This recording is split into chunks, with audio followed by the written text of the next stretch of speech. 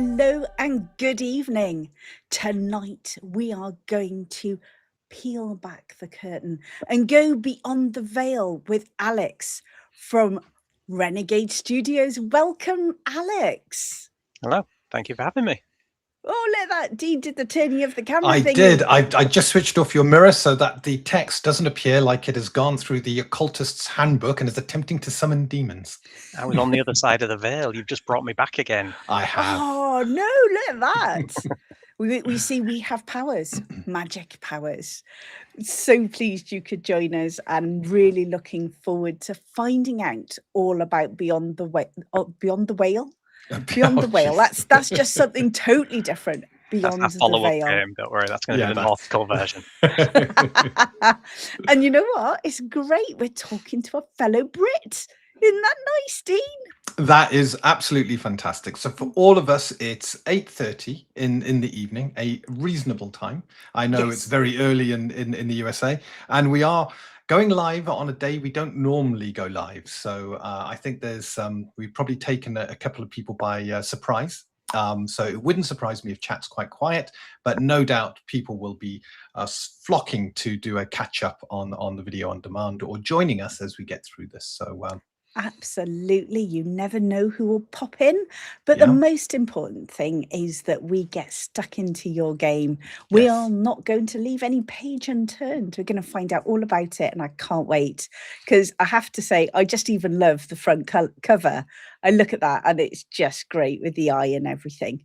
So I've got an unusual question for my first question, which isn't my normal first question, Dean. Ooh. I'm going off piste. Well, that's it. Cancel the interview.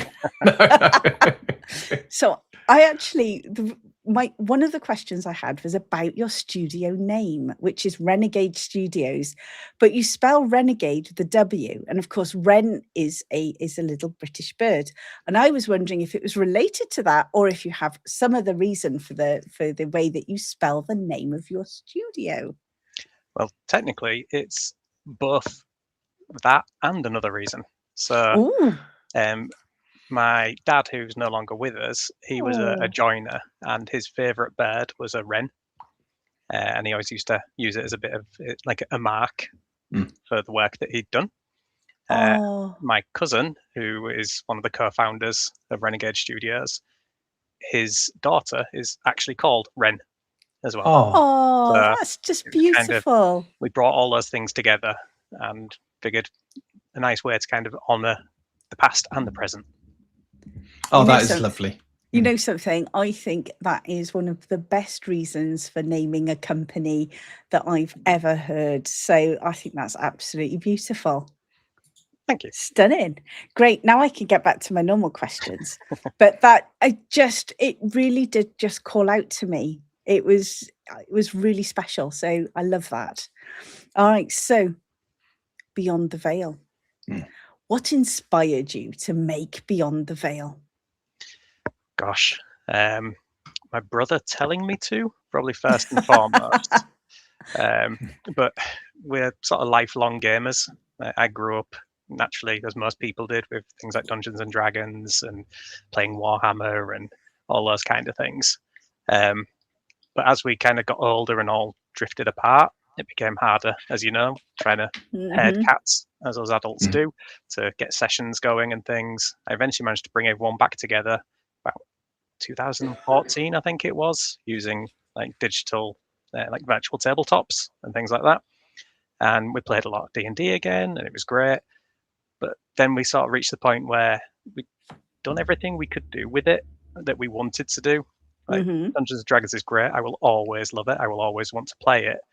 But I do find it's quite limiting in terms of that narrative creativity.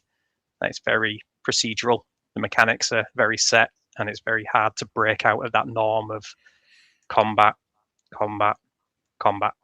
So we wanted to put something together that was a little bit more of a collaborative storytelling. Systems like Fate, for example, Blades in the Dark, inspirations like that, where you just have this complete freedom to play the game you want to play. That was kind of our main inspiration. But then ultimately, my brother decided on the genre and the setting. I'm a fantasy guy.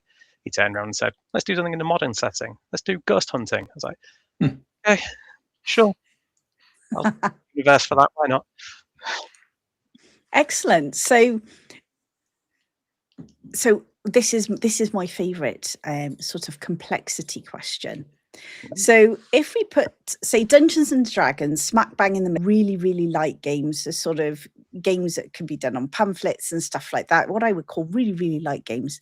Yep. And then you've got the sort of Rifts and Pathfinder, GURPS and stuff like that. GURPS, yeah, all of Pathfinder. That's crunchy. Okay, so this is called my light to crunchy scale.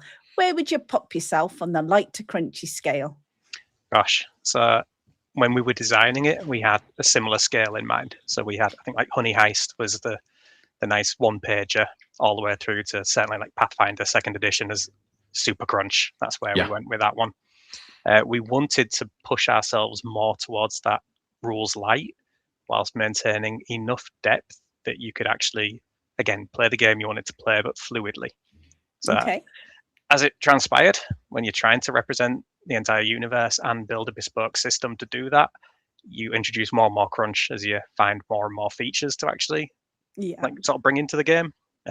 So long answer short, I would say we are just to the smoother side of the D&D peanut butter. I like that. I'm going to do a peanut butter scale. No. Yes. We could do a peanut butter scale. That would be fantastic. We could start with jelly. Come on, no, US please would love it. We start with jelly. Stop it now. No, please. No. I'm sorry, Dean. I'm sorry. Oh, I have imaginings. Oh, I'm going to have so much fun with this. No, that's absolutely great. And so you're the sort of other side of D&D, but you're not sort of edging towards crunchy, which is great. Now, something that I spotted on your website was that you have unique dice. So I am going to ask you, what dice do you use? I think unique dice is a sort of a misnomer in terms of our marketing. I'll have to have a word with the guys, but we do use the standard polyhedrals. Oh, that's fine. No, it's just unique dice mechanics, I think it is, isn't it? Right, okay. You're fine, don't panic. Unique dice mechanics makes a lot more sense rather than unique dice. So I was going to say we use a D1 and a D37, and that's all we use. That would be cool. So we use the standard polyhedrals, but what we wanted to do was reflect that inherent strength and weakness that every person has. So our characters, our investigators, start out as everyday people with day jobs who are sort of introduced to the unknown, the world that's been going on around them but has been hidden from them for so long. So you start out with a range of 6 abilities and you assign a D4 up to a D20 to those abilities. That gives you your strength and your weakness, basically. So it's a nice sliding scale of your abilities. Over time, you can actually improve that and you can sort of rank up in them, and you can even go beyond D20 and create a bit of a dice pool. But again, we wanted to have that. Some people are really good at some things, some people not so good at them, and that's okay too. Okay, so this is where Dean gets all excited. I'm already excited because I've already got a big question, but go on. Yeah, well, this is where I ask you to just run through your core mechanics of your system and how it works. So if you just run through the sort of core, how it works, the key things, and then what we'll be doing is then Dean will be asking questions as we go along, just so we get our head around it all. And you'll see Dean making notes and stuff like that. And it's purely so he can go, oh, so this goes this, and he does all this weird stuff in his brain and then starts asking questions. So the question is, talk us through your core mechanics. Okay. Feel free to interrupt me or just tell me to stop, because I will start and then I just will keep talking forever. Sorry, I got my cup of tea. This bit's for Dean. Okay, I've got my tea. So as I say, we use the standard polyhedral set. And as per a lot of RPGs, we also have skills that you can get ranks in. That kind of gives you your way of interacting with the world around you. Because we're an investigation game rather than a combat simulator, We've intentionally created a nice variety of ways in which you might want to actually interact with the environment around you, any NPCs or entities you might encounter, or even your fellow investigators. But everything you do effectively boils down to what we call a reality check. That's our difficulty scale. So we call it RC, obviously. But nothing like a good acronym. Yeah, can't go wrong. So that just works on you choose the skill that you want to use, and you can argue to use any skill as long as it makes sense that it would be applicable in that moment. Then the overseer, that's our GM, they will allow it, or they should allow it. If it's really ingenious, they might actually reward it and allow you to upgrade your dice pool. So, for example, if I was wanting to try and open a door that was stuck, classic D&D problem, give them a closed door, you've just earned yourself an hour of prep time.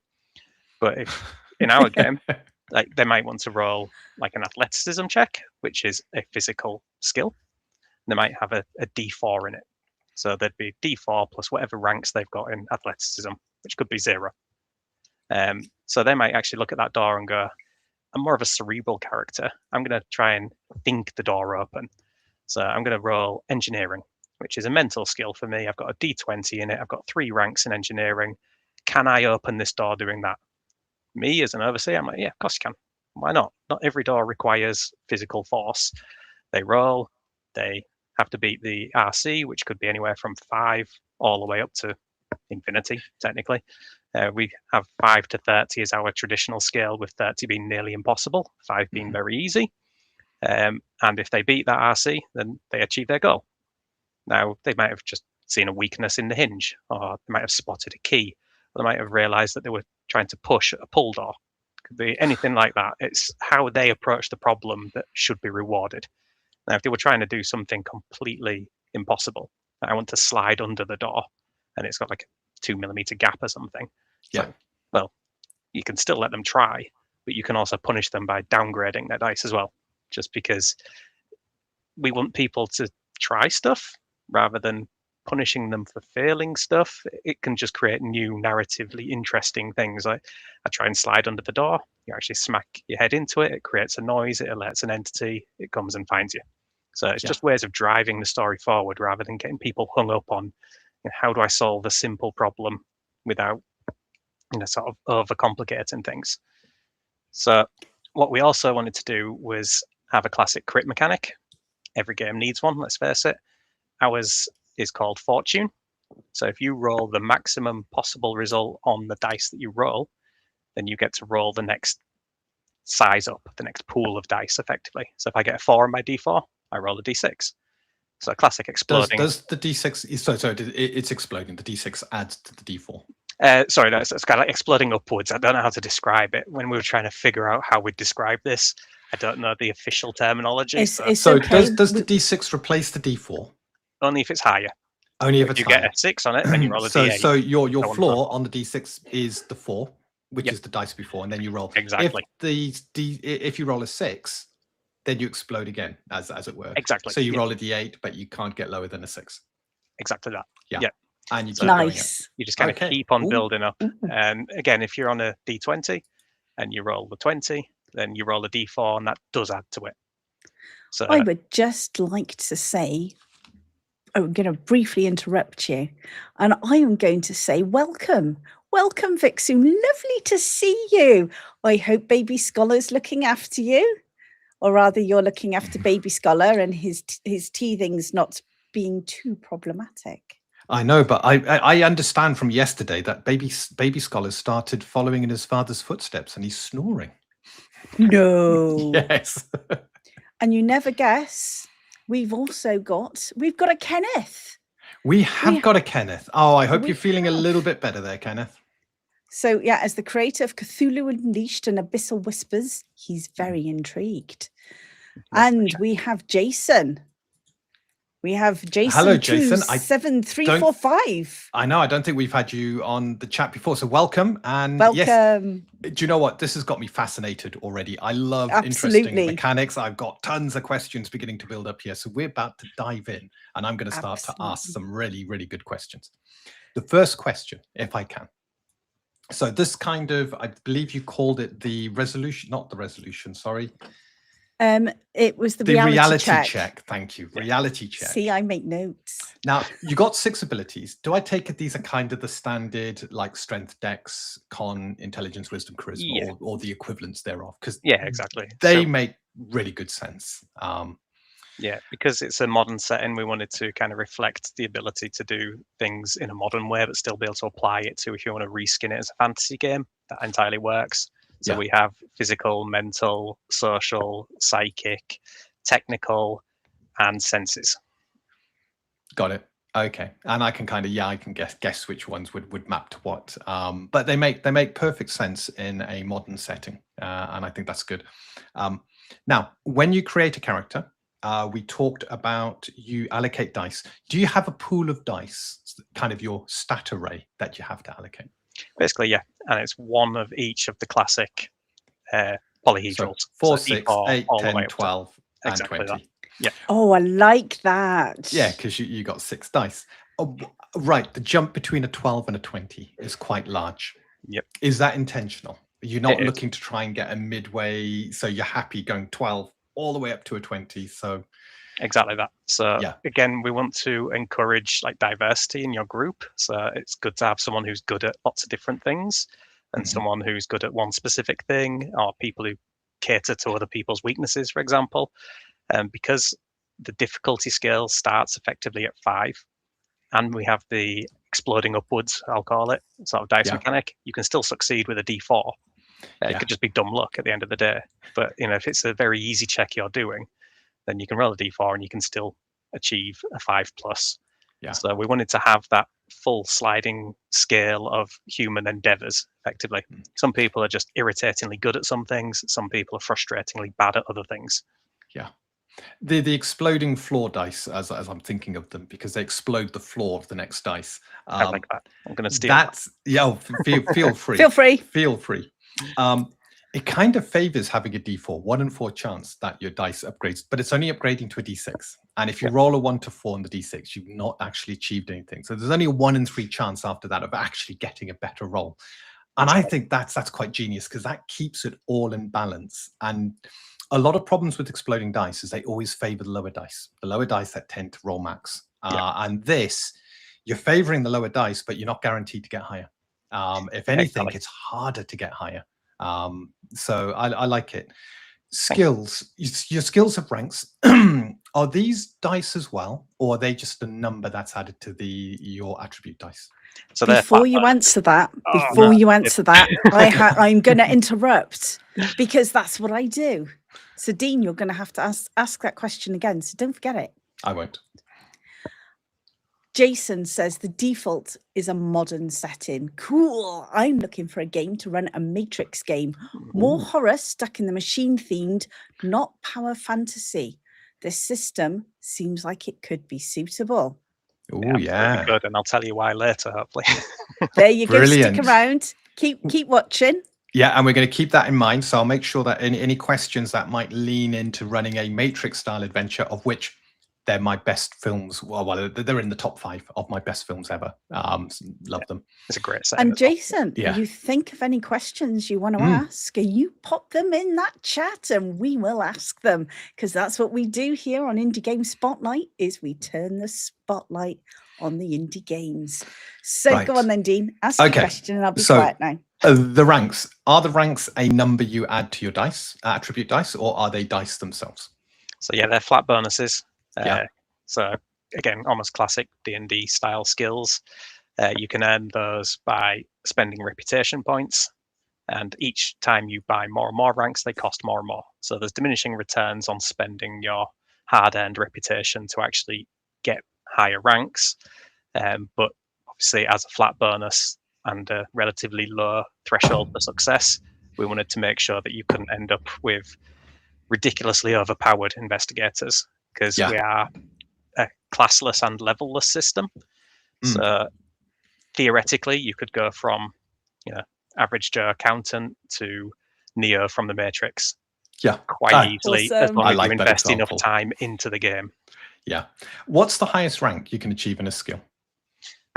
I haven't put one on it. So, But obviously, I mean, I take it's kind of a scale of 1 reputation for rank 1, 2 for 2, 3 for 3, that kind of a scale. Effectively, yeah. So, like I say, you'd have to want to really funnel a lot of your hard-earned reputation into developing a single skill, which is totally fine because we wanted to again have characters who were extreme experts in one thing, jack of all trades as another type of character, or like hyper focused again in a number of areas and one specific ability, just to kind of reflect that overall human ability to do so much and yet at the same time still be absolutely rubbish at other things. Basically, I built it around myself. There's some things I do really well, but the majority of stuff I try fails horribly. Yeah. I'd just like to say that Kenneth has said, hell yes, I want Beyond the Veil. You can download the prologue for free on our website. I'll just get that pitch in there now. Absolutely. So I'll pop out the website details in the chat whilst the guys continue to talk. And yes, you can download the prologue free.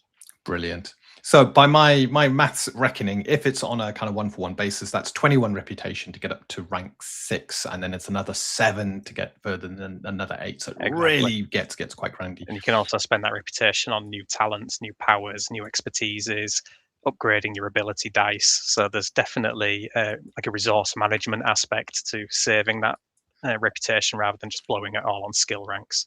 You just mentioned something. Was that a utility dice? You mentioned upgrading. Oh, or is it your It's my accent. Sorry, it's East Yorkshire accent. So. Oh, okay. it's fine. Was that your attribute dice? Yeah. So your abilities, your core attributes. I just wanted to go back. Actually, you were saying about the fortune favouring the smaller dice. Yeah, you're absolutely right, and that was 100% our intent because as players, certainly when I was like a 7-year-old playing for the first time and things, rolling that natural 20 was the best moment of my entire life. So by introducing that as a regular occurrence, like rolling the maximum and getting the excitement of then rolling the next maximum and so on and so forth, it was intentional to try and get that buzz, but we also punish it as well. So if you roll a 1 on any of the dice, you have to immediately re-roll that same dice. If you get another 1, then you suffer misfortune instead, and something bad happens. That's nice. So that's the default. Easy as it is on a D4, it's just as easy to have misfortune on a D4 as well. Yeah. Although weirdly, Sorry. No.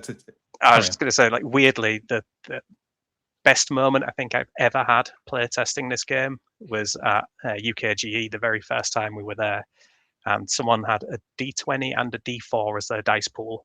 They rolled a 1 on both of them. You only re-roll the highest, the biggest dice in the pool again for that. They got another 1, and it was the biggest celebration at the table anyone we'd ever had. Like people just loved the abject failure. That's a 1 in 1,600th chance for that to come up. That's either extremely quick maths or you've done that before. He's freaky, I tell you, Alex. He's freaky. But before we go into more of Dean's questions, we do actually have some questions from the chat. So I am going to dive off to the questions of the chat, and then we will come back to Dean and doing his dice delving. So the first question for you, what about specialization? How general are skills? Does one skill cover a lot of actions?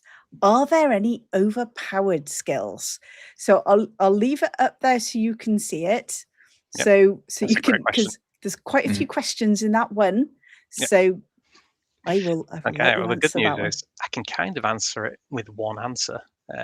So because we have flexible skill application, they're all relatively general. If you can think of a way of using one of the skills in a creative way, then you can do it. If you want to specialize in a particular skill and try and shoehorn that into every single situation, like the Eldritch Blast of skills, then you absolutely can do that if you really want to do that. Although as an overseer, I would eventually get tired of it and start to not punish, but maybe not reward it as much. In terms of overpowered skills, I guess it depends on your character build. So if you're building a combat-centric character, the default for fighting is our brawling skill. The default for ranged attacks is our accuracy skill. So you could hyper focus on those and talents that support that and become a very powerful combat character.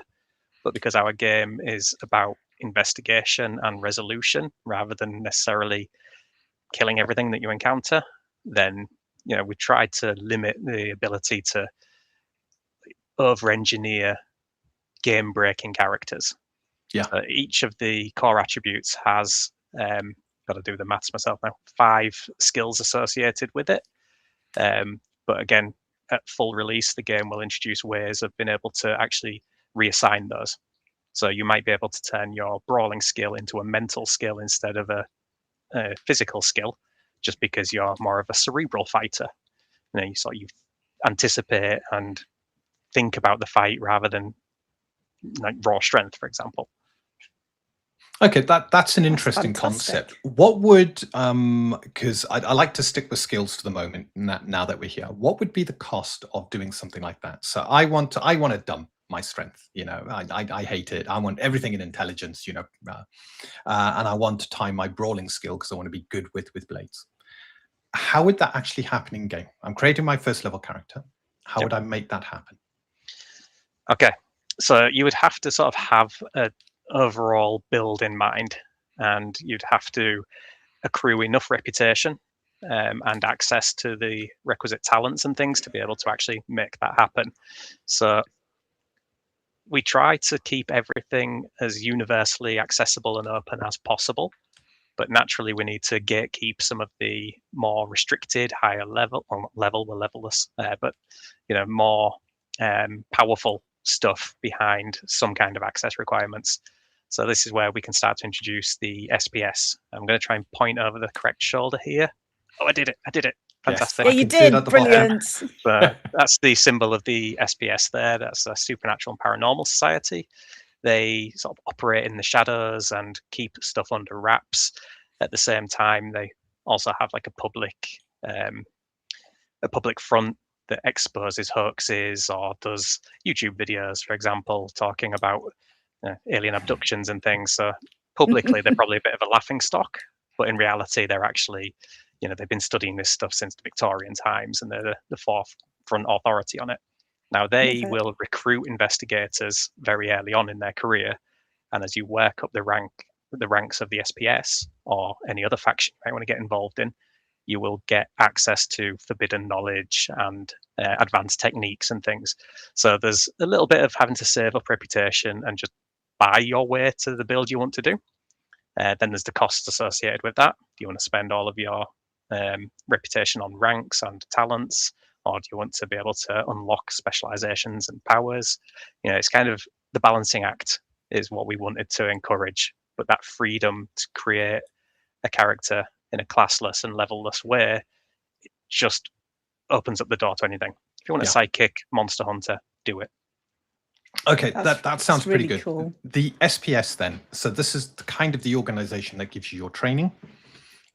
So they give you access to certain things, as you said, they're secrets and stuff like this. Now I'm thinking of Jason's question about having a matrix kind of overlay. The SPS could be Zion in that instance. Exactly. And literally nothing else changes other than when you've got enough reputation, you can go back to Zion and they upload the right training program. And that's you spending your reputation to gain the talents, to increase your skills, and to grow stronger for when you return back to the Matrix. Exactly that. And again, one of the core parts of the game that we developed was the fact that the Veil is technically a dimensional transportation system. Obviously, you don't know that at the very beginning. Yeah. And what is beyond the Veil is, think of the different planes in the classic D&D universe. So if you wanted to play a fantasy game, you could actually take your, again, average Joe accountant, have them pass through the Veil and just shove them into Gorm, which is our very fantasy-like setting, have them facing off against monsters, orcs, goblins, things like that, still with a modern skill set and having to adapt to a world that isn't their own. Or you could have them abducted by aliens and go play a sci-fi game, go do Star Trek or Star Wars, whatever it might be. Getting access to all this advanced tech or this like ancient relics and things like that, you can introduce anything into the game that you want, or you can just scrap all that and just stick with classic folklore and legend and have everything grounded in reality. Or reality, I should air quotes that, shouldn't I, really? Yeah. So I just wanted to highlight to you, there is a technical difficulties report. Your prologue is out of stock on your website. Yes. Go and get them sorted. You've got to go and tell them in the background, go sort out our prologue. So yeah. Well, I can give you a bit of an advanced reason for that, actually. We've purposefully stopped it temporarily because we've just redesigned our entire combat system. We've redesigned how entity health works, and we've redesigned the chase mechanic that we have. And that will be getting released, I believe, in the next week or so, hopefully. Basically waiting on our design guy, my brother, to have the time to actually put it together. So when that's available, that will be put up on the website. If you are interested, just sign up for the newsletter or join our Discord. We don't spam, we don't waste people's time. So it's a good way of finding out stuff, but it should be coming soon. So when you do it, drop me a note and I will put it out on our socials as well. All right. So there you go. Yeah, write down, tell Vicky so she can put it out on the socials. Got the pen. Where's the paper live? There we go. We're digital now. I just do it all digital. Yeah. So no more edits. Yes. So Alex, this is something that Dean suffers with me quite a lot. No more changes. No more. No, you stop. No more. In fact, Dean comes round and he sticks his head round and he goes, "I've had a thought," and I'm like, "No more changes." So we're banned now. There is no more changes. We are done. We are. Although the last few changes you've agreed with. No more. No more. No more. No more. Adding content isn't a change, though. True. Yeah. Don't you side with him. All I can say, and this is just something we've experienced, there has to come a time. So once you've gone through all of your play testing, and make sure tons of play testing, and we actually did a lot of we recorded our play tests and we put them out on YouTube, and it's amazing the change of the game over that period of time. Because when Dean was editing the filming, he started noticing things that irritated him, and that generated even more changes. But the game has grown exponentially better because of it. So don't be afraid to film any of your playtests, because it is actually a really good mechanism. Yeah, that's the main reason we did the prologue as a free download. It's the rules you need to play the game, but it's not obviously the full game itself, which will come once the Kickstarter runs. But you're right, through all the play testing we did at conventions and things, just the stuff that annoyed me when running the game was the stuff that I needed to improve. But if I go back to our very first session ever, which this is going to show just how sad as a family we are, but it was my brother's stag do. We ran the very first ever game of it then, but we ran it in my house, and I built a map of my house, and we ran an investigation in the house, and we had like Bluetooth speakers set up, so it sounded like someone was walking down the stairs even though everyone was in the room. I had like an app on my phone so I could make the lights flicker, or have the TV screen with a map on it, occasionally have a jump scare come on it just for immersion and things like that. And that side of it was great. But if I think back to those rules back then, I'm just like, come a long way.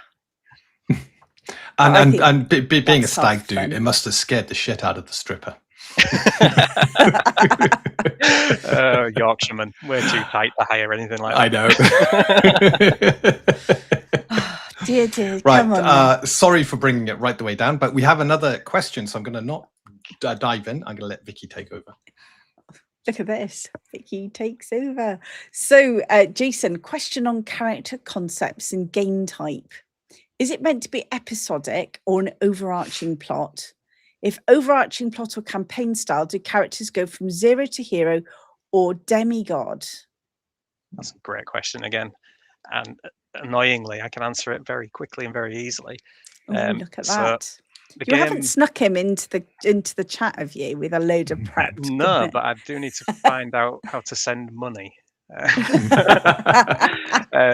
So again, the game was largely designed around almost like the Monster of the Week kind of style of one-shot things that can kind of build into an overall plot. So each investigation effectively should take a session or a handful of sessions to run through. But what we are developing and what will be in the full game is what we consider career play, and that is the campaign style.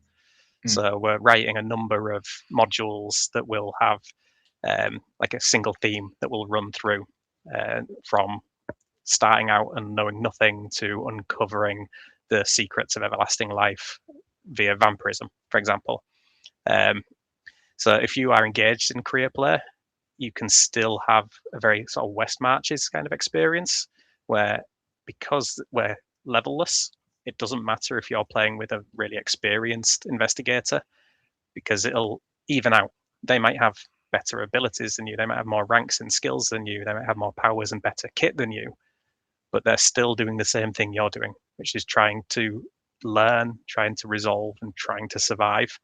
So we have a core belief that humans are just as squishy now as they are when they've done 1,000 investigations and they've got power armor.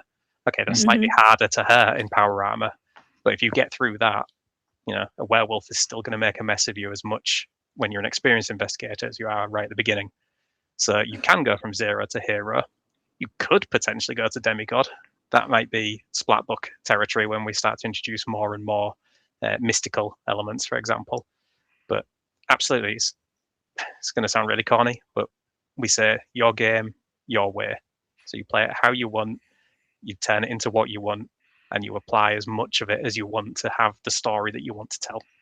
Yeah, that's fantastic. And I just wanted to let you know you're in good company, because guess what? That sounds like an excellent stag do. And I think that every one of us here would be going like, yeah, that'd be a good stag do. Yeah, that'd be great. I found my dimple.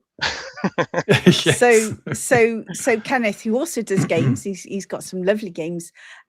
He says that your style of game is so much like what he likes to do. So there you go. You are talking to the right crowd here. They are loving this. Definitely are. Fantastic. And I'm getting overtures of things like Warehouse 13. I'm getting Buffy the Vampire Slayer. I'm even getting Doctor Who with the strange creatures and the mysteries. And even Scooby-Doo and the Mystery Gang. And Twilight Zone. Oh, and a bit of the Twilight Zone. I did build the Scooby Gang characters for Denizens RPG. Yeah. They did a playthrough as the Scooby Gang. And that was one of our, I think that was the beta rule set. But yeah, again, the whole point in terms of character creation is literally build whoever you want. You could build yourself.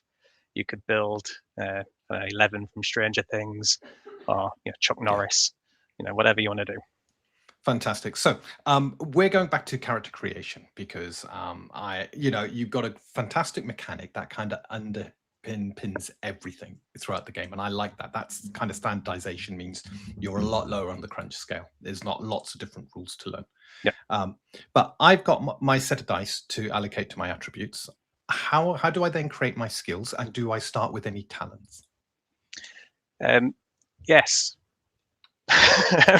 So character creation is one of the things that I've only just started to actually delve into, weirdly enough, because we've had this very open scale of things. I might slyly just reach the book off the shelf and just open some pages. But effectively, when you choose all your abilities, you choose what we call a favored ability. Now, it's not necessarily going to be your strongest one, and the one that you're going to be the best at. It's the one that you favor, I guess.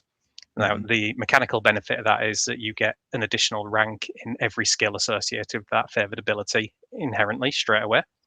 So one of our pre-generated characters, Robbie, bless him, he's a gym bunny who is genetically incapable of putting on muscle mass. So he actually has a D4 in physical, even though it's his favored ability. But he has also get the ability to re-roll once per investigation for that favored ability as well.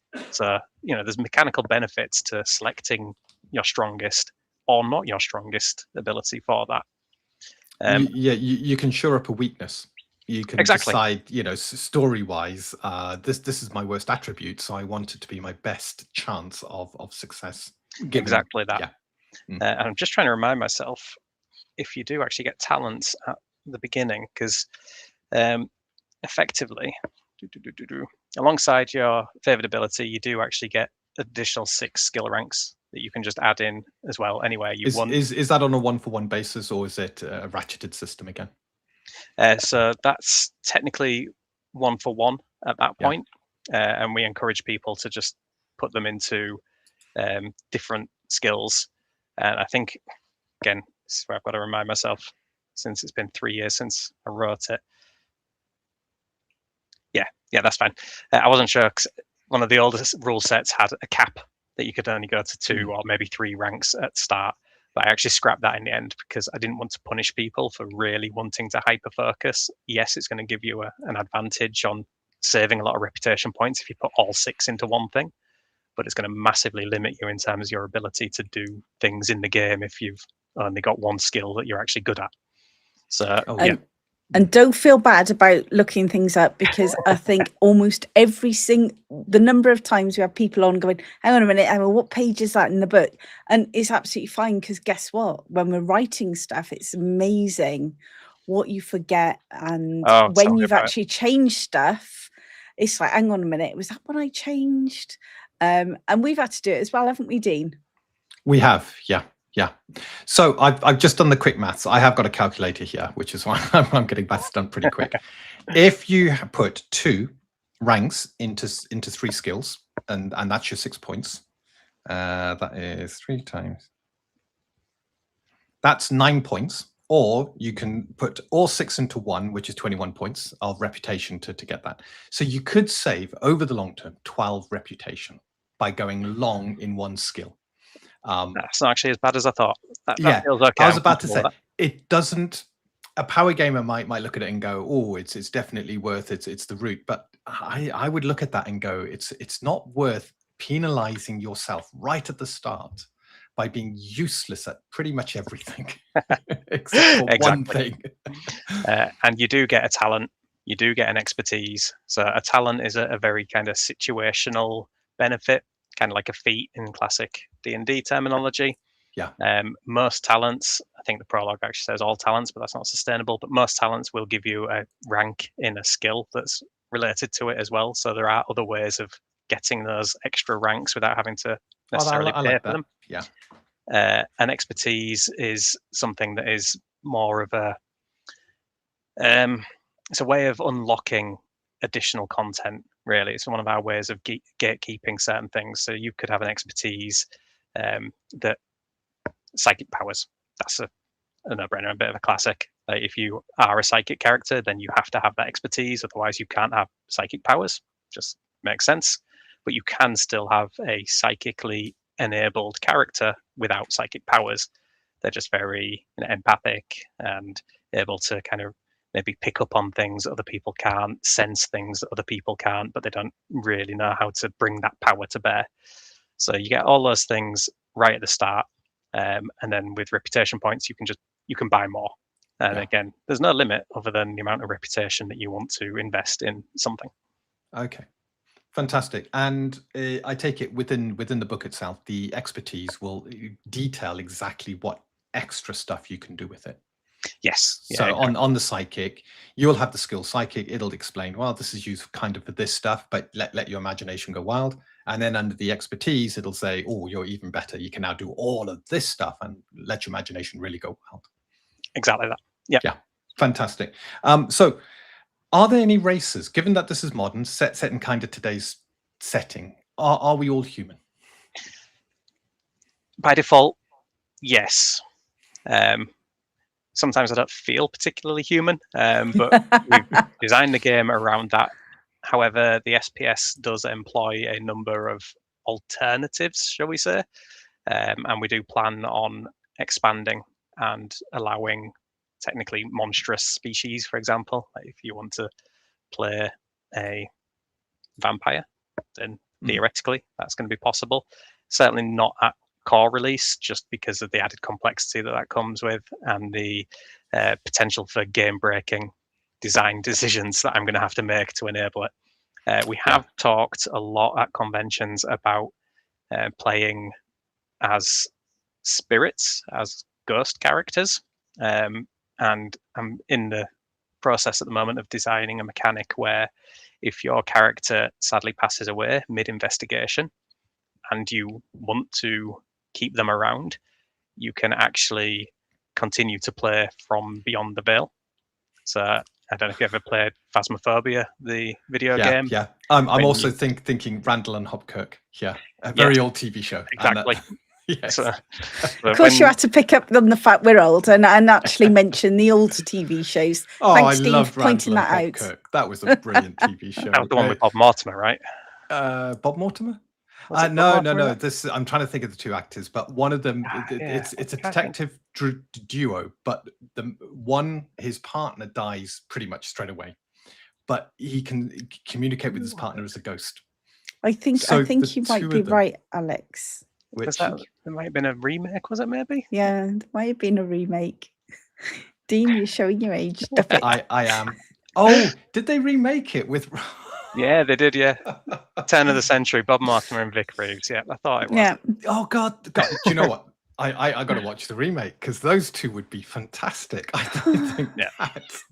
I'm just glad I haven't gone completely mad. No, I'm just really showing my age. But yeah, it's that sounds fantastic. So being able to play the ghost and keep your companions, company. Well, effectively, things that have persisted and not passed through the veil to wherever they're supposed to go, it's usually due to unfinished business or something like that. So we figured, actually, if you're in the middle of an investigation with your good buddies and your character is sadly no longer breathing, then why shouldn't you see it through? And then after that, you've got a choice to make. Your character either just passes and you write up a new one, or maybe they find a way to bring you back. We don't actually know, and we don't judge however you want to play it, because character death, again, it could be a touchy subject at some tables. And whilst our game is inherently a bit spooky and scary at times, we do want to have that sliding scale of coziness. If you want to play a more Scooby-Doo style game where the bad guys just knock you out and nothing bad ever really happens, totally fine. If you want to go full on Cthulhu, oh sorry, you rolled one set of dice and died immediately, then so that's it. Creating a character, from what I've seen, is just allocating some dice, spending some skill points, deciding what attribute is your favorite, selecting a talent, selecting an expertise. I presume there's probably some gear that you get or purchase. Yeah, I mean, you've got a smartphone. That's all you need to start out with, really. Oh, everyone fantastic. has a smartphone. Yep. And that's it. That's your character sheet filled in. You're ready to go. If you want to play one of the more advanced rules, then you can give them a phobia or a hobby and an interest as well, which is like narratively interesting, but not necessarily mechanically a problem. The phobia can be, but just don't give them ttrpg player, because they'll never get out to investigate because they'll be too busy sat there rolling dice in their other imaginary game, and it'll always. I thought even as a phobia. No, there's dice. Yes, or a model railway enthusiast as their hobby. Thank you, Dean, for pointing then you just that build out. an investigation where their model railway is haunted. Oh, the train's going all by themselves. I love it. Oh, I love it. If they won't go to the investigation, you bring the investigation to them. Yeah, no, I do like that. And Foxy Vixen said she's going to run. She likes this. She wants to run it, and I volunteered to play. So there we go. Mm-hmm. This sounds like a fantastic one. That if you got is so. I'm trying to think. We don't live too close to Foxy Vixen and the Lost Law Scholar. So every now and then we go up to visit them, and they do a big Halloween thing. This sounds like a perfect one where you get a group of friends all coming together from across the country to run a Halloween special. And this sounds like a great system for it. Yeah. It does. It sounds, sounds really good fun. It sounds absolutely great. And yes, superb. And you said you went to UK Games Expo, was that right? Yeah, we've been a couple of times. We didn't go this year, although Dan, my cousin, who is one of the co-founders, he was there this year with his recent brainchild, Idols of the Neon Dark. I don't know if you heard of that at all. It's a 5e setting set in, I think it's called Lumenica, which is like an underground crystal cavern thing, and it's basically blending D&D with K-pop, very K-pop Demon Hunters style. He's done a really good job bringing that together. The two naturally go together, don't they? I do believe that Works might really well, require an not gonna lie. indie game spotlight myself. So I think so. We'll get back to Beyond the Veil, but if we are also planning to go back to UK Games Expo next year, so if you are around at UK Games Expo, we'll all have to get round, have a drink, and play each other's games because that'd be fun. Yes, Absolutely. It sounds like a great idea. Yeah, Right. sounds good to me. I'm going to get back. Yes, Get back to it. I'm Put my ticking off foot down. loads on this because I think we've covered quite a bit. We're moving rapidly actually into one of Vicky's favorite subjects here. Oh, And you kind of spellcasting. mentioned psychic, and I think psychics are close to magic. Do you actually have magic as well, spellcasters? Yes and no. So again, in the modern world where things that are a little bit sinister, a little bit strange, a little bit unusual do exist, we are certainly planning on having magic or magic adjacent. So inherently there will be things like crystals and artifacts and technology so advanced that it seems like magic, but then shortly after release we will be looking to expand into a full-on kind of arcana type magic. Yes, We and then just I don't can wanna play a have it witch. exactly that. You We just need don't to be want to able have it to- you initially can have just because of hexes. complexity. But yes, Yes. So fair enough. So if you haven't got sort of magic, does that mean you haven't got things like teleport? You haven't got things like massive healing spells, stuff like Well, that? So is that I all mean, off the table? if you bring in the sci-fi elements, so we do have extraterrestrials, and sufficiently advanced technology is indistinguishable from magic. So if you want to play a Star Trek game, like I say, and they're beaming down, that's teleportation, right? You've got that. Yeah. If you want nanobots that can rapidly repair wounds and things, you've got mass healing options. So there are ways of covering off magical stuff Without it being magic. but the fact that magic technically does exist, like I say, we have the dimensional transport that is the veil. We do have a fantasy-like setting, so we are going to need to represent magic. I just haven't figured it out yet, if I'm totally honest with you. That's absolutely fine. And you know what? There is nothing wrong with a splat book that covers off. So then you can have witches with hexes. That'd be Yep. well cool. So you can do that. You could have rituals. You can have your druids. You could play very much. I can almost see, I'm really sorry. I can almost see a sort of splat book, which is all based in sort of the Mabinogion, the old Celtic myths, all coming to life with all of that. That's where you can bring in things like Fae. I hate the way D&D does Fae, but you can do it properly. Oh, don't worry, our Fae are they're more aligned to Terry Pratchett than they are Dungeons and Dragons. So if you like extremely sinister, nasty little creatures, then our Fae are for you. We tried to align to as much known folklore as possible, and not just limit it to obviously our frame of reference, the UK.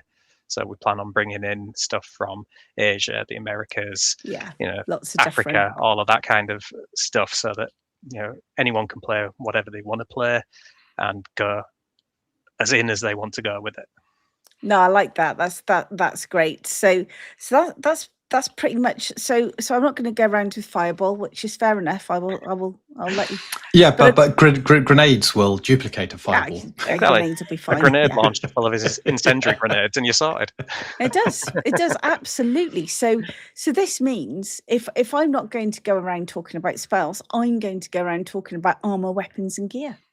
That's fantastic. Before we do go into armor, weapons, and gear, though, to set the scene so we can put them into context, how does damage work? Oh, yes. Yeah, so your hit points or whatever you call it, and how do they increase given that it's a levelless system? Short answer is they don't. Right. So vitality, which is your health pool, it's a percentage. So it's always 0 to 100. Got it. That again reflects the inherent squishiness of your average person. We don't have superhumans, for example, but the way that I designed combat in this game was,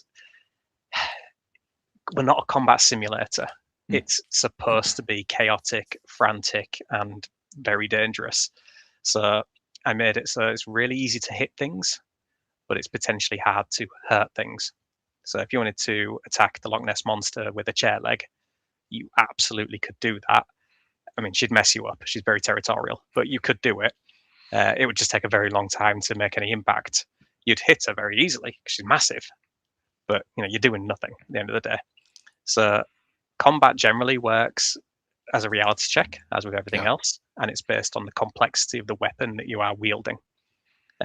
We go for like low, average, and complex. There is advanced as well, but we won't worry about that. And to hit with a low complexity weapon, it's just a reality check of 5+. So it's really, really easy to hit with it. So even your D4 character can swing a chair leg and make contact with something. Yeah. But the damage you deal is the difference between the reality check you're aiming for and your roll result. So low complexity weapons, they just do raw damage. Average complexity, you start to introduce things like status effects and like sort of battlefield management effectively. And advanced weapons can do significant damage and status effects. So it's worth having that risk reward in terms of I have to roll higher to hit with an advanced weapon, but I am going to do some really impressive damage, and I'm going to potentially cause significant issues for the entity that I'm attacking. Yeah. Now they get to resist it as well. So they will resist usually with their physical skill, depending on what attack you're using, and that will offset against the damage. So if you, let's say you needed to score a 5 to hit, and you roll a 10 as your result, you've done 5 damage technically. They then roll and offset it. They might take it down to 0. Now, investigators get a minimum damage that they deal because we want it to be a war of attrition sometimes. Entities, they can actually have all of their damage wiped out by your resistance. So it's worth being physically tough or having a talent that allows you to use a different stat for it or armor that helps you absorb it, basically. Vitality health is slightly different. That's one of the changes that we've made and why the prologue is currently unavailable. That works on a clock system. So you can have a zombie, for example, with a 2-segmented clock for its vitality. And the minimum damage that you can deal is a minor segment, which is half of a normal segment. So it's still going to take a few hits to put a zombie down. But if you do a significant enough hit, you can take it out in 1. And that's to give that really dramatic, cinematic moment of, like Shaun of the Dead style, just taking out zombies left, right, and center. Okay. Could you pass that? Yeah, pass that across again. So the zombies got 2 segments of a clock. Yep.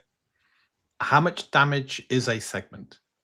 So numerically, yeah, it is anything less than 5 is a minor hit. So that's just half a segment. Got it. 5 to 10 is a normal hit. So that's a full segment. Anything above that then goes in 5s divided by 2 effectively to determine how many segments you do. So you can do a massive critical. In essence, the zombies got 4 segments, and every 5 points of damage is a segment that's filled in. Yeah, pretty much. Yeah. Okay, I kind of like that because there's a little bit of maths. You got to divide by 5, but dividing by 5 is dead easy. And then you take the maths out of taking away damage from creatures. So for me as an investigator, every point of damage I take is a percentage going up to me dying. Up, down. Vitality goes down, fear goes up. Sorry, because you mentioned 0 to 100. So my vitality is at 100%. Yep. So 100% healthy, every and I drop down to 0% dead. Yeah. And unconscious and dicing with death. Okay. That's it. I just 0 dead. In that case, you want to play the hard game where you only get 1 opportunity to dice with death. By default, it's 3. The easy game is 5, or you can just not have it at all. Yeah. Okay. So just to clarify, because I actually quite like this again. When you make an attack, you're rolling against a reality check based on the complexity of the weapon. So a chair leg is going to be a 5. It's a simple weapon. It's easy to hit someone over the head with a chair leg. And you could potentially do some good damage with it because the damage dealt is how much in excess of your reality check number that you got. Exactly. So if I rolled a 12 and I got a reality check of 5, that's a 7 damage I've done. Yep, exactly Okay. that. Because if I get hit over the head with a chair leg by someone who's got a D20 in their physical stat, that's going to hurt me. Really going to hurt me. Yep. Now, the more complex a weapon, obviously your reality check's going up. So you're going to be dealing less damage for the same result, but you then get special effects that are applied by the weapon. That's right. Okay, so this could be, I'm just off the top of my head, you could have a serrated sword, very difficult to wield, but every time you hit, it leaves a bleeding wound or something like that. Exactly that. Yeah, nailed it. Okay, brilliant. And then when you take damage, everybody's got a physical skill, and that is rolled to reduce the damage by the result of that skill. That's right. Okay, so this is it's just a hit which doesn't go against an armor class. It's just your ability to land a blow with the complexity of the weapon. So I would imagine a very complicated sniper rifle would be one of your very complicated weapons, very difficult, but it could have something like it's going to halve or have a huge penalty on the physical resistance because it's designed to punch through and deal damage. Exactly. So you can either reduce resistance or you can have increased minimum hit, basically. So the minimum hit could be a minor segment. For a complex weapon, it's going to be a full segment. So you're always going to be doing more damage, even on a hit that gets almost completely negated. Oh, I like that. So even though the weapon is a complicated weapon, the moment you hit your reality check, you're doing a minimum 10 points of damage. Exactly. For example. And that's 10 points that even if they roll a good physical resistance, it won't ever drop below those 10 points. Exactly. Okay. Because again, if you look at a classic zombie, they have quite a high physical stat because we know zombies are supernaturally strong. It's kind of one of their core vibes. A feature that they have is fragile. So that actually gets downgraded when used for resisting damage. So it might downgrade it to a D12 or a D10, depending on the zombie that you're playing against. So we're already adjusting that ability to resist the damage. But then, as I say, if you're using a sniper rifle, then you're guaranteed, if you hit, you're guaranteed to do half of that zombie's vitality in one go. If you roll well enough, you're going to wipe it out. Yeah, 2 minor segments of the 4 segments it's got. Exactly. Definitely. Okay. And I take it then, armor adds to your physical skill. Exactly. Yeah. So it'll make you resist damage a lot better. Okay. I'm done. Yeah, that is fantastic. Thank you so much. I'm happy to hand over to Vicky now to go into equipment. All right. Do you have a backpack? No, sorry, no. Sorry, couldn't help myself. Thanks for that, Dee. That was just so drunk. Oh no, Vicky could do equipment. So this is quite cool because, as you said, this is about set in the modern world. So when we think about sort of your D&D type games, encumbrance, stuff like that is typically a part of it. But at the end of the day, if it's in the modern world, well, surely that means you can have cars, you can have a van, you could even have a truck. Yep. So do you have anything like encumbrance? How do you actually control all of that? So I'm actually putting all of our, can you have a +1 weapon, blah, blah, blah, out through the window and say, can you have a car? Can I have a car? Yes. Fantastic. So you can have anything. So going back to weapons, just as a quick one, the fact that we did the complexity was to reflect the fact that I didn't want to have to design anything that could be used as a weapon.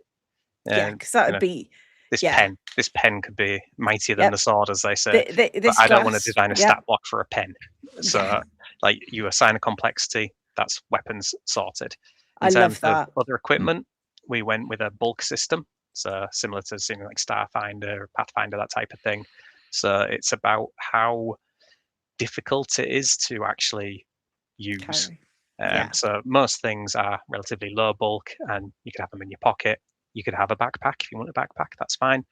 But for getting around and things like that, you've seen them. These handbags, God, you can fit anything in there. They bring out the kitchen sink, you name it. But vehicles, absolutely. So they will also have a maximum bulk that they can fit in them. Now, a person takes up an amount of bulk as well. So you could have, like a Ford Fiesta, for example. But if you've got 4 investigators in it, you're limited to the bulk that's in the boot. So you could fit your spirit boxes in, you could fit your shotgun and your salt ammo or whatever it is that you've got, all that kind of classic supernatural style. Open up the boot of the car and you've just got crazy stuff in there. But we also wanted to give people the opportunity of having mobile bases of operations. So while you can have a base, you can rent a property and use the bulk system again to equip your media center for selling the evidence that you find to earn money. Or you can equip your research lab in there. You can also do the same in your van. If you want to have the mystery machine and in the back of it you've got a streaming center, then you can do that. It's just going to take up some of your bulk requirement. So it's about, again, balancing what it is you want to do. If you've got enough money, you've got the resources, have multiple vans. If you know you're doing a supernatural investigation, go with your trap van. If you're doing a paranormal investigation, go with your ghost hunting van. If you're going overseas, take your private jet. Depends on how much money you've got. Fantastic. I love that, and I think that works really well. I also think it's something, it actually allows you to think about, what you can do now.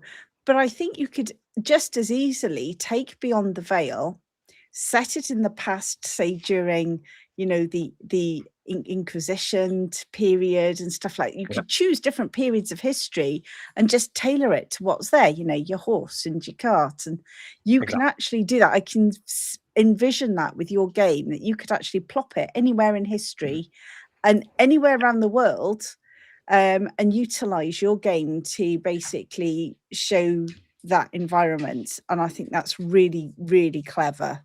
I'm glad you picked up on that, because I built it to be a framework effectively. Like, there is the default setting, there is the default way of playing, but like I said earlier on, if you want to play a fantasy game, just go to the correct dimension. If you want to play a sci-fi game, go out into outer space. If you want to play in the past, one of our first modular splat books that we want to do is going to be centered around Victorian Britain, when the SPS was formed and how that all took place.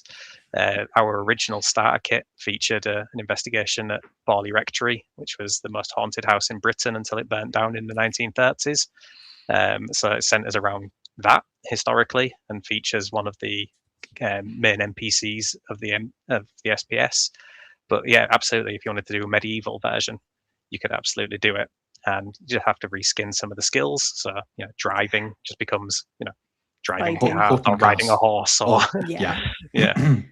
And I like that because Jason's actually said, how does wealth work? And that's exactly what I was going to go on to. The one sort of thing that would actually either support you or prevent you from doing all of these things is money. Yep. So and you just mentioned about, selling evidence and streaming from the back of your van. So how does one earn money in Beyond the Veil, and how have you balanced that sort of the economy? Because of course you can't suddenly go and have 1,000 golds. You've got sort of modern day money, or is everyone running around with crypto? How have you done that in your system? So we started out with a concept of, it cost you 100 universal credits, or whatever the currency was going to be, to buy a spirit box, and it cost you 1,000 to buy this or whatever. And then when we started thinking about, okay, I want a base of operations, I want a van, I want a helicopter, I want a Learjet, whatever.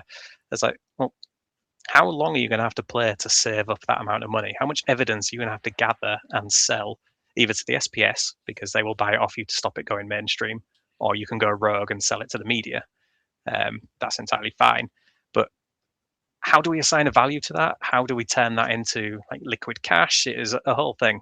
So in the end, we abstracted it, and we went with like a credit rating system, which I believe is similar to how Call of Cthulhu does it, where theirs is like a flat value, and I think you roll under or above. I can't remember. It's been a long time since I played Call of Cthulhu.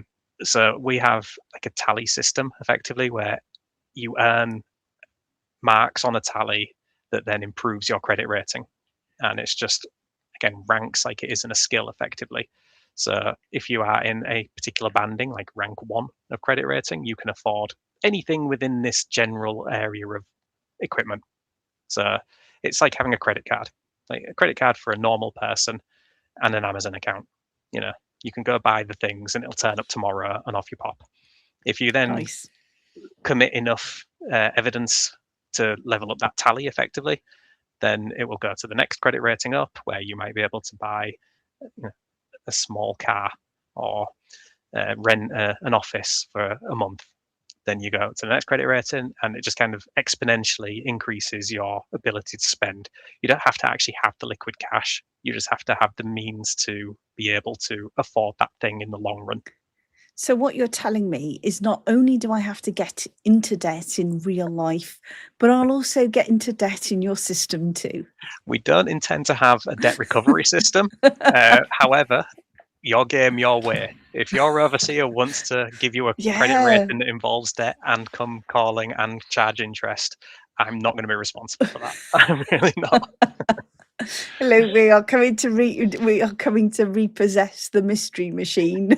You are behind on your payments. Well, you look at Ghostbusters. that was all part of Ghostbusters, wasn't it? Because they couldn't afford to pay. They came in, shut down the power. The city was against them, and So. And this is again one of the reasons we wanted to have it tied to resolving encounters properly, like because you gather evidence by trying to figure out what's going on. The more evidence you gather, the more money you're effectively going to earn from it. Therefore, the more you are encouraged to actually engage with the investigation rather than just turn up and go, okay, there's a load of cows that have been killed. There's burn marks in a field. It's obviously aliens. I'll catch you later. Give me my reputation, please.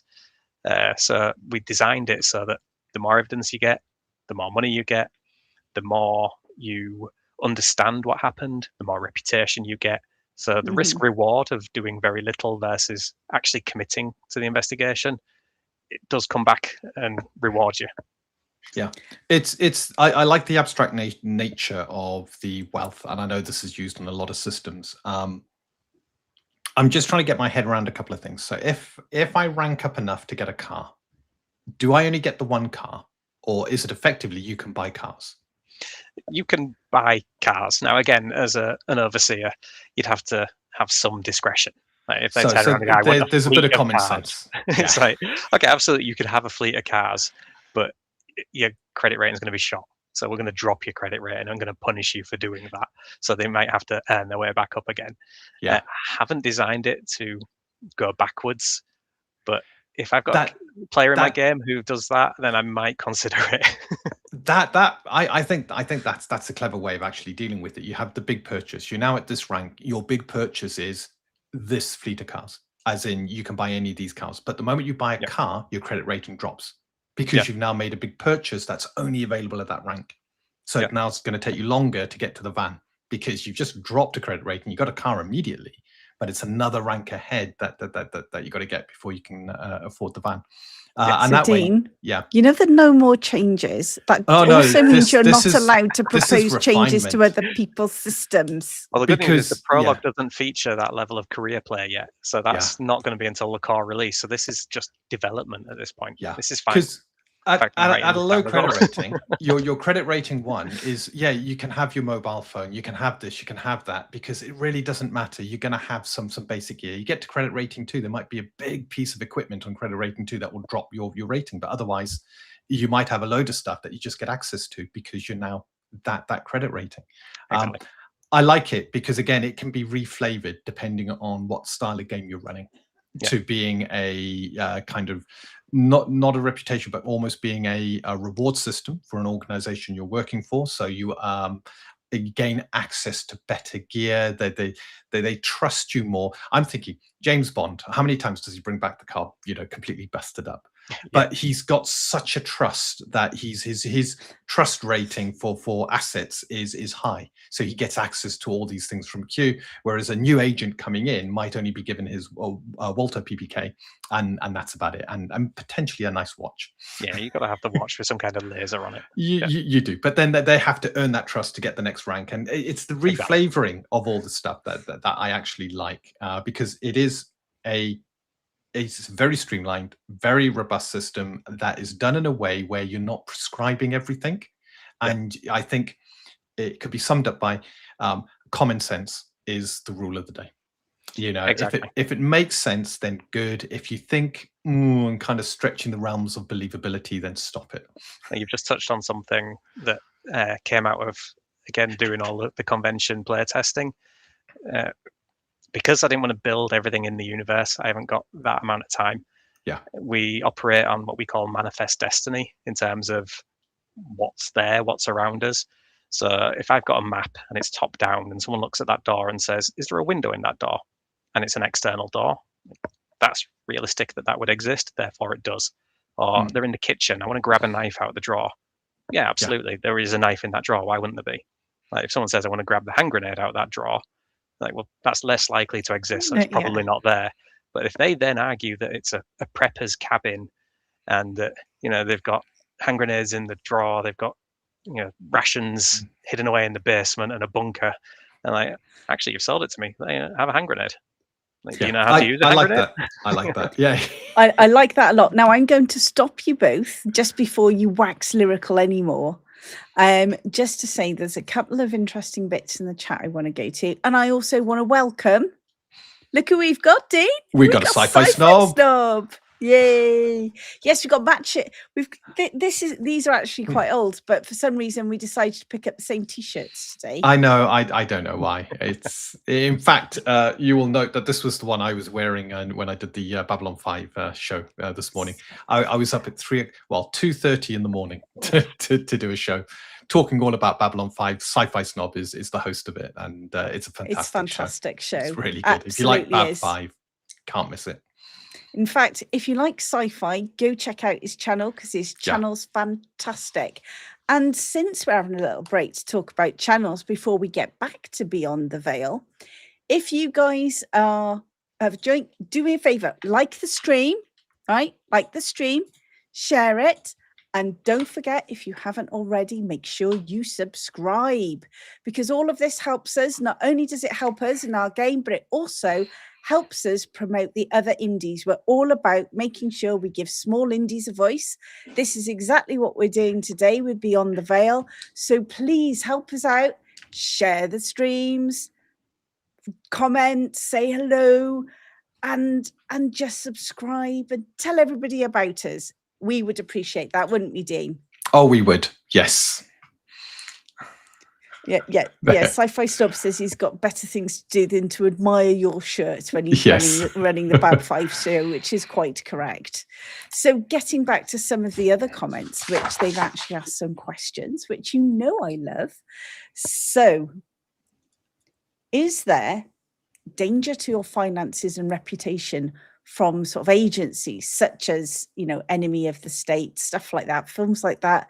You see it a lot out there where you've got agencies are working against you. Does that mean that could impact your finances, your reputation? Could you have to overcome them? Yeah, 100%. So this kind of ties into one of our core ethical design ideas, really. So the default is the SPS. That's who you'll work with. They're ostensibly the good guys. We'll just leave it at that. If you want to play them different, that's entirely up to you. That being said, we will give guidance on if you want to play a career where you're with one of the other factions. So there are a number of opposing factions in our setting, some with good intent, some with selfish intent, some with less than good for humanity's intent, shall we say. So who you choose to work with is entirely up to you. You might start working with the SPS and you might switch partway through, which is going to damage your reputation. How you handle an investigation could also damage your reputation. If you, let's say you're doing an investigation where there's been a sighting of a werewolf and it's been harassing people, and there's been no fatalities, but everyone's terrified. And you go and you investigate and you kill that werewolf. Job done. You're happy, you walk away. Turns out that werewolf had dental problems and just really wanted someone to help it. It was just angry. Its teeth were hurting. And the optimal resolution, which is what we call our best case scenario, was to actually talk to it and handle it and deal with it and placate it and just give it that reassurance. Because not everything has to be a combat. And that's where we wanted to go with this, was no matter who you're working for, it doesn't matter what investigation you're going into, there will be an optimum route to actually resolve the encounter, but it can also be whatever you want. Like running away is as viable an option as killing everything, taking prisoners, diplomacy, whatever it might be. So that will improve your reputation by doing things well, harm your reputation by doing things badly. Finances, I haven't really given too much thought to punishments, but I do like the idea of stretching your budget to the point where you now can no longer afford things and just making them go backwards. And I guess if you continually expose things to the mainstream media rather than going through your faction, they might cut you off from special resources. So they will have their big vaults full of alien tech or their artifacts that you can only get through them. And if you're just not playing ball, you're not fulfilling your contract effectively, then they could cut you off. So that could hamper your finances as well. And I think that's great. And I also think it does actually lend itself. Jason makes a really good point that as we've been going through, I do think this is key. And I do think you're going to need a really robust overseer section. You're going to really need to make sure that people who are running your game have got a good foundation that they can lean on. And I think that is going to be absolutely key. Yeah. As we call it, the GM's advice section. But for you, yes, the overseer section. I think that's going to be absolutely key. Jason, absolutely agree with you on that comment. Yeah, Jason's nailed it. Yeah, and that's not a bad thing, right? Before anybody thinks I'm saying that's bad, no, it's not a bad thing. There's nothing wrong with providing good, solid advice for the overseer or the GM that's running your game on how to approach things, give them ideas, and give them some guidance on the framework. So I think that's a fantastic piece from Jason. That advice, where you've got a less crunchy system, where you haven't got a rule for everything, that advice is absolutely essential. But then that advice can just open up a whole, endless possibilities for the overseer. Once they understand, how to make the calls, how to make them reasonable, and how to effectively simulate their world within your system. Yeah, again, that was one of our core design principles, was the actual player knowledge needed is as low as possible, but the overseer knowledge needs to be a lot higher. But that's only putting that amount of pressure on one person, rather than we've all been at the table where you've designed a beautiful setting and a fantastic story, and every other word you say is contested by someone saying, sorry, how do I do that again? Which dice do I roll? What does that mean? We wanted to try and strip that back and just put it into, actually, let's just tell a story, and then you occasionally roll dice to move it along. So yeah, we'll give guidance on how to build investigations. We'll give guidance on how to integrate with the setting or design your own setting. Use the factions, build your own factions. All our entities are presented as class 0, which is the default, but we'll give guidance on how to then level them up effectively and have like class 1, 2, 3, all the way up to class 6, which is our legendary entities, Loch Ness Monster, Bigfoot, that type of thing. But we'll also give guidance on how to build natural entities. I don't want to design a stat block for every animal that exists on Earth. We might present some in some of our modules. Like we've got alligators in our Uncertain Mystery one, for example. But if you want to have an octopus in your investigation, we will give you a framework of how to build that octopus. But I'm not going to explicitly tell you what an octopus looks like in our system. Octopuses, they're aliens anyway, so it doesn't matter. I'd like to point out that Sci-Fi Snob has said on your discussion regarding the hand grenade in the kitchen, that if it's America, every house has a hand grenade. We've got this really dodgy impression now, Sci-Fi Snob. You do know that. We got this imagining that you're looking for those spare cables, and it's like cable, hand grenade. As long as it's not cable, hand grenade, pin. Yeah, as you're making us Brits go, Yes, but well, no, it's quite funny because, of course, Sci-Fi Snob's Canadian. So in that case, it just shows that Canada and Britain have now decided that everyone in America has got hand grenades. So now we've basically annoyed most of our audience. What I'm going to do is, you were talking earlier about the fact that the SPS have got artifacts and things like that. I would like to ask you a little bit about what sort of artifacts, especially since I haven't got magic, what sort of artifacts can I go and play with? Well, this is where magic sort of comes into it I and thought sort it of would. exists. So the module that my brother's currently writing, which is looking into like vampire lore, we've established our own origin story for vampirism. And again, a lot of our entities will have multiple flavors. You can have an ancestral vampire, you can have an infected vampire, you can have like an astral vampire. Who knows? Like lots of different reasons for vampires existing. But there will be in modules weapons that exist that might heal you when they drink blood, for example. And the lore will support it, and it will be inherently mystical in operation, but not necessarily magical. So we're trying to skirt around the full-on like magic system, introducing the weave and summoning matter out of thin air kind of magic, and more towards that sort of, I think you mentioned it earlier, like witches and traditional herb lore and like crystals and things like that, ways of introducing the elements without overtly saying, oh, by the way, now you can do magic missile. Fantastic. Sorry, somebody was just climbing up the chair. So I'm hoping it was a cat. Yes, it is. I don't know. I'm a bit sort of with this game. Maybe it's something else. Exactly. Maybe there's, the fact that it's very black cat. It's very, very telling. See, we can just see the tail has just decided to slap me. So like glowing eyes over your shoulder in a minute. Thanks very much, Jason, for joining us in the chat. I think you're heading off there. Hopefully this has tickled your fancy, and it'll be good to support this. I'm already very intrigued. I'm liking what I'm hearing here. It's quite an interesting definitely. Game.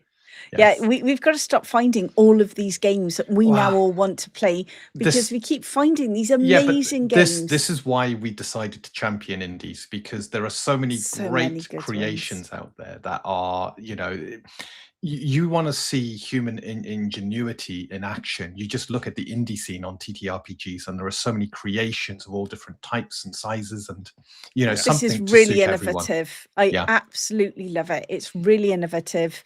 I do want to play.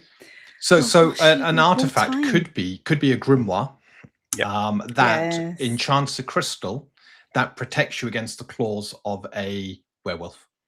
Exactly. So you're going up against a werewolf, and part of the quest is, okay, can we get access to this grimoire? Does the SBS have it? Yes, we have. However, it's currently on loan, so you're going to have to go and you can create a whole adventure of that quest. Absolutely, So we are introducing the concept of wards. So your classic cold iron against the fae, your salt against spirits, that type of thing. I like that.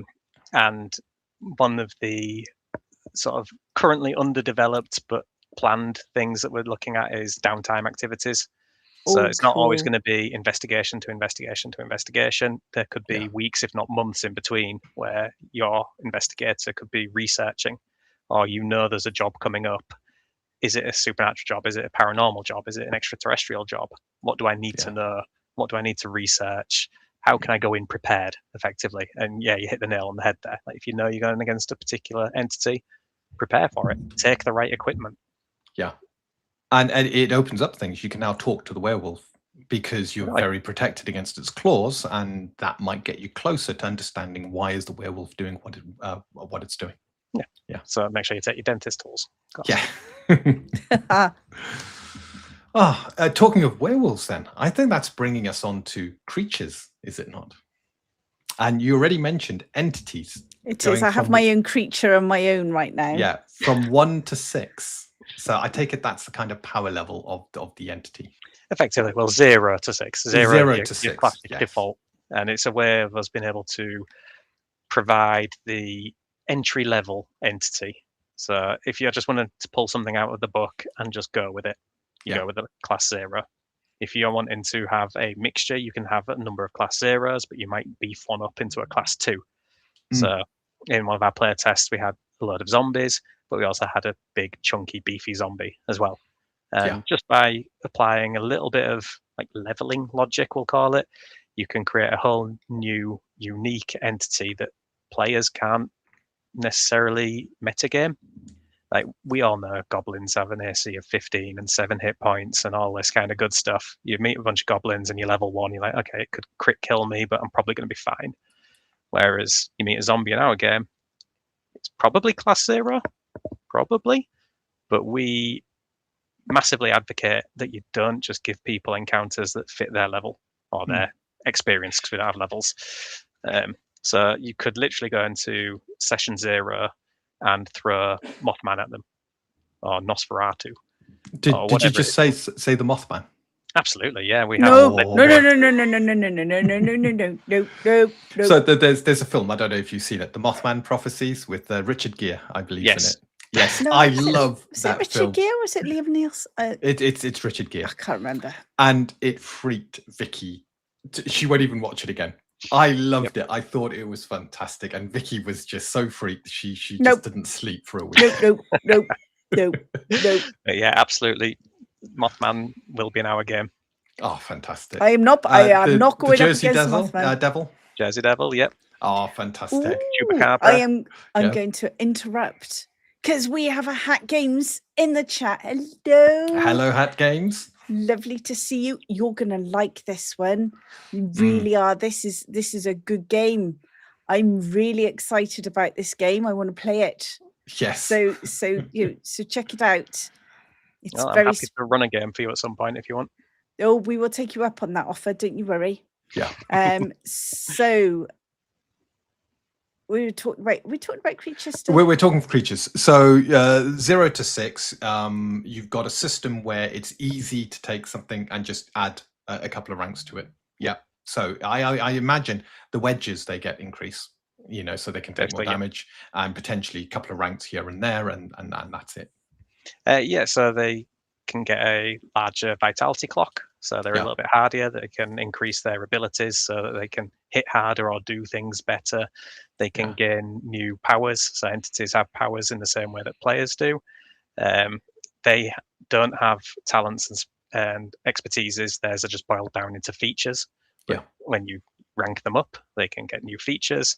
And it's just a really quick and easy way of taking something people are expecting and turning it into something they're not expecting. Yeah. And it's, again, relatively infinite. We're not going to gatekeep that much. If you want to have a zombie that is also vampiric, do it. If you want to have a ghost that's also an alien, we'll tell you how to do that as well. Yeah. Fantastic. Now, I don't think there's much to go through in the way of settings, because you can basically set this wherever you want to. So I'm actually going to steal some time before I talk about the future to actually do a bit of a share. So I'm going completely off piste now. So watch Dean turn grey on camera, because he always goes really worried when I start pressing buttons and doing stuff, because it always goes normally wrong, doesn't end well. Oh, there we go. So I just wanted to highlight, we've had so much positive feedback on here. I wanted to highlight the Kickstarter. So here is the Kickstarter. At the moment, it's notify me on launch. You've got a jolly good 340 following. So that's really, really good. And I'd just like to highlight some of the artwork, because this is lovely. All right. If I have a look there, I love your front cover, by the way. I think that's fab. It's awkward. All this is set to change soon. This is our pre-launch page. We're currently redesigning this. So the issue we've had, and thank you for highlighting the art, is my brother is the artist. Very good. He suffers from rheumatoid arthritis. So he's good, but he's bloody slow. We don't hold it against him. It's medical. We can't do anything about it. So the reason we weren't at UKG this year is that we're funneling all of our meager resources into improving our pool of artists. So if anyone knows any spooky artists who are relatively cheap, please do let me know, because what we want to do is be able to have a core set of art that we can rely on for the Kickstarter. But what we have got has taken him a few years to put together. Yeah, and I have to say that it always takes time with artwork, and it's always a bit of a challenge. So I'm going to have a leading question now. When are you looking at actually launching your Kickstarter?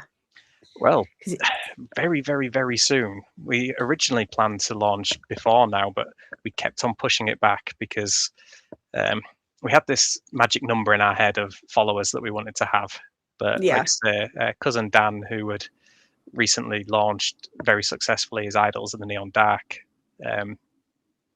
he's our marketing guru. It's what he does for a living. He helps people run and launch Kickstarters. So he's been looking at it and helped us redesign our pre-launch page, which will be coming soon. We're just going through iterations of development for that.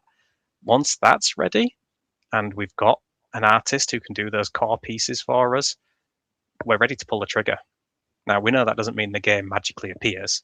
If we successfully fund, and fingers crossed we will, then there's still a good 12 months of actual writing to do.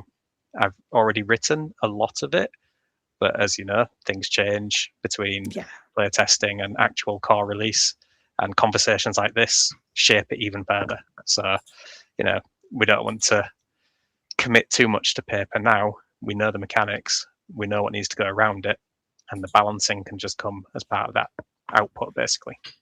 Lovely. So, guys, we've had lots of you really like the look of this game. So, you know what? Get over to Kickstarter, get the notify on launch. I think that's absolutely fantastic. And Alex, oh, hang on. I'll just choke to death. And Alex, what I'm going to say to you is as follows. When you're getting ready to launch, let us know. We will do a revisit. And especially when you know what sort of changes you want to make, what you've made, and you want to talk about them, come on back, because it'll be great to talk about them. I really like the look of this game. Dean, I can tell, is really excited. We've had lots of people loving it in the chat. But I have another question for you. I'm going to stop sharing. Hang on. Stop sharing. The question up, I will just say that I'm glad people like the game. I am a fantasy guy, and I was nervous writing it because it's not my genre, my vibe. But one of the reasons I continue to develop and enjoy this game is how much of a blast I have playing it. Like every convention, every player test, every table has just been an absolute riot. So, I have a question. Have you had a chance to promote within the creepypasta crowd online? Now, I'm not sure whether I'm having the mickey taken out of me by Hat Games making me say creepypasta crowd, but what's the creepypasta crowd, Hat Games? I don't know. This is something weird I don't know about. So I don't do the socials. That's my brother again who does that. I'm very social phobic. Hat Games, could you let me know what the creepypasta? Dean's searching it now. He's saying, "What is the creepypasta crowd?" Because I don't know. Yeah. I'm just having a quick look now, and it. Are we showing our age again, Dean? Okay. Short horror stories, urban legends. Yeah, short horror stories. Okay. Yeah, supposedly true supernatural accounts. It comes from the term copypasta. But it's creepypasta. Makes sense. Thank you, Hat Games. That's really good. Yeah. Good idea. I love that. Yeah. I love that idea, Hat Games. That's superb. Yeah, that's a really good idea. Yeah. So things like Slenderman came from that kind of Jeff the Killer, Ben Drowned, the Rake, Smile Dog, and so forth. So yeah, it sounds quite interesting. Yeah, absolutely. Yeah. Fantastic. And, if you do a search, I'm sure you'll find a load of their forums and stuff like that where you can potentially engage with them. Yes. Sci-fi snob. Italians that are creepy. Isn't that all Italians? No, I like Italians. I work with some very nice Italians. Yes. Half of them are probably creepy, but that's okay. Oh, well, there we go. We found that the scientific, it's 50% of Italians. So now we've offended all Americans by saying they've got grenades in every single cupboard. Now we've offended the Italians. We do want people to actually buy our games, guys. I'm going to say that having a grenade isn't offensive, and being creepy isn't offensive either. It's what you do with it that counts. Absolutely. Oh, look at that. That's a fantastic way out of it. So I'm going to ask you the last final question as we start wrapping up this conversation with Alex about Beyond the Veil. I am going to ask, and I think I know a lot of this is going to be, we're trying to get the Kickstarter done, but what does the future hold? You've mentioned you're looking at more things after your core release. give us a brief overview of what the future holds for you. Brief. Never done brief before. That's so fine. Absolutely, for us, it's getting our flagship product out there into the hands of people. We want to, in the meantime, continue to develop modules to go with it. We will release everything we can as much as possible for free as PDFs on our website to go alongside the game, until obviously we get to full productionalized release where physical products do cost money, sadly. But we do want to just allow people to engage with the system. Beyond that, and beyond the veil, it's continue to develop the lore, develop the setting, introduce new elements with call it splat books for the sake of argument, rather than tertiary products, I guess. We really want to explore just how far we can actually take it in terms of synergy with other media as well. Again, my brother is a comic book artist by passion, but is, as I've said, very, very slow. But we'd love to do a series of Beyond the Veil comics. Like, we truly believe that the more supports it. We want to do short story anthologies that, like creepypasta, effectively. People could read them and use it as inspiration for investigations without us having to write a module about it. So just loads of different ways that we can increase the sort of visibility of the game and just encourage people to engage with that collaborative storytelling. We're not going to retire off it. We're not going to make millions and millions of pounds and buy an island somewhere and call it, Renegade Island or anything. Well, no, we all have to dream. We all have to dream. Renegade Island sounds fab. I think Renegade Island sounds great. I want a treehouse with a zip slide. So, these things they drive us. I'm going to say yours is more achievable than mine. But I mean, I guess an island could just be a rock in a stream. That's still technically an island, right? That is true, yes. Kind of beyond that, it's just continue to develop games that bring people together. I have 3 more games in mind that I can't turn my attention to until this one's done. And even when this one's done, it's about how we then increase its appeal to a wider audience in terms of different genres and things like that. So work, then eventual death. Oh, jeez. Well, we're gonna, and then we you're know gonna death become isn't the end. It's fine. Yes, well, then, you did say you're from Yorkshire, so I should have expected that. So you look at it though. You then know that you will go on to become a ghost, and you will continue. Ghost writers are a thing. Yeah, they are. They're obviously a thing. I'd like to point out that Hat Games has said that grenades are offensive and explosive and fun, and that he has 2. So we're fine. We're not going to upset any Italians or Americans at all, which is fantastic note to finish tonight's indie game spotlight. If you take nothing else away. We're taking no nothing else Americans away. or Italians were harmed during this interview. Oh dear. Oh, we are in so much trouble. With that, thank you very much for joining us. I can't wait. We've notified on launch. Drop us some notes. We'll catch up now after the stream in the back. So you hang on. And in the meantime, guys, thank you for joining us for Indie Game Spotlight. We will see you all again soon. And with that, it's good night from him. And it's good night from her. They're wrong side. And with that, night all. Night, Alex. Bye. Thanks, everyone. Bye.